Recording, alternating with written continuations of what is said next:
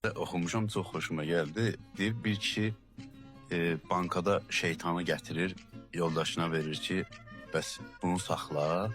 Yoldaşı da götürür bankanı, belə marağı dayanmır da. Deyir o şeytan bankada, mən bunu necə yaxından görüm. Bankanın qapağını açanda şeytan çıxır bankanın içindən. Başlayır qadına gülməyə ki, sən ərin 40 ildə əziyyət çəkirdi məni tutmaq üçün.